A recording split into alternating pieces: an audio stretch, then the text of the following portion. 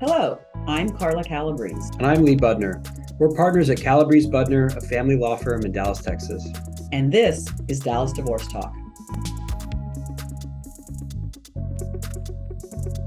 Today, we're here to talk to business owners. If you are a business owner and you're contemplating divorce, then this podcast is going to talk to you about some of the things that you might want to know about. We're also going to have future podcasts dedicated to business owners, so stay tuned for those as well. So, Lee, today we're going to talk about what is one of the first things a business owner thinks about when they are thinking about getting a divorce. And one of the first things that happens, especially for small, closely held companies that are not valued outside of, on the NASDAQ or Dow or anything like that, is the business valuation. So business valuations are very commonplace when you are helping business owners with their divorce. And there are some key things we want to talk about that people can expect when dealing with business valuations. One thing, of course, is what do you do? How do you get a business valuation done? And typically what we do is we hire an expert in the industry that your small business is in. And usually, depending on if you're doing collaborative or some kind of settlement track, or you've got some pretty savvy lawyers on both sides that are willing to work together, each client hires their own business expert to value the business.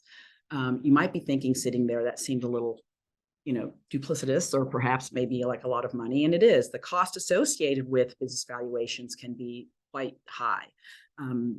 We've seen anything from $30,000 to $50,000, and that could be per side. So what we like to do in the collaborative world is, in collaboration, is we like to have a neutral that is both people hire. They jointly engage one neutral that handles the business valuation, and that valuation then is done at half the cost, obviously. We've done that in litigation also. You don't have to just do that in collaborative. Sometimes that happens in litigation.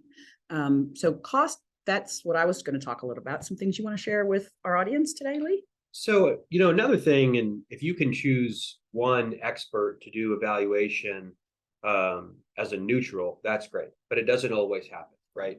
Sometimes one side is insisting on, I want this guy as my expert, and the other side is, I want this girl as my expert, right?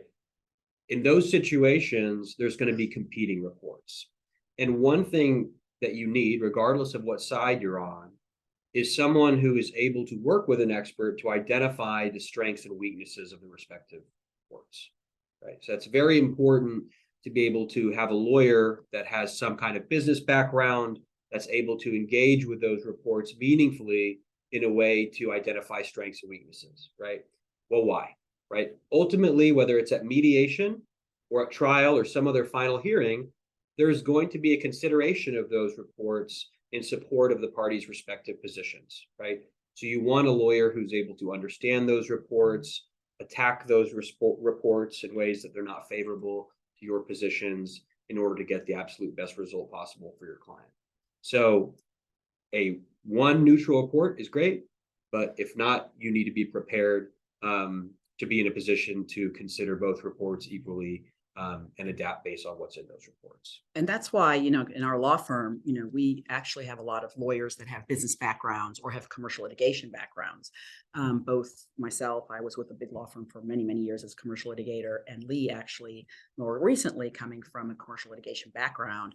I watch him have tools and can read reports in ways you don't always see in family law. So I think one thing that could be helpful for you as a business owner is to really understand the business background of your family lawyer.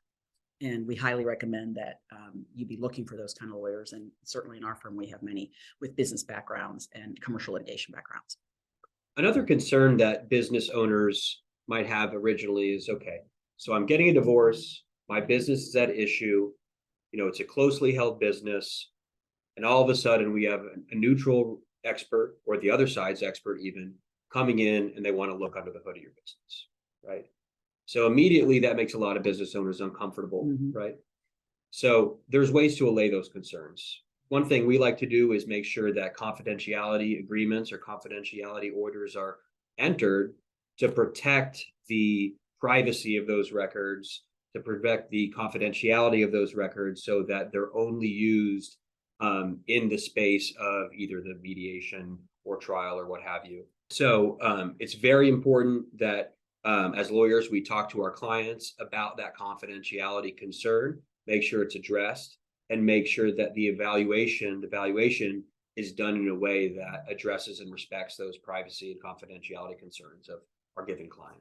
So stay tuned. Our next podcast, we'll talk about more important things for business owners to know.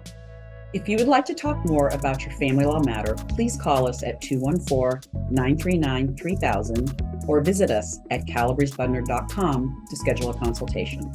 For more episodes, visit us at dallasdivorcetalk.com, like and subscribe.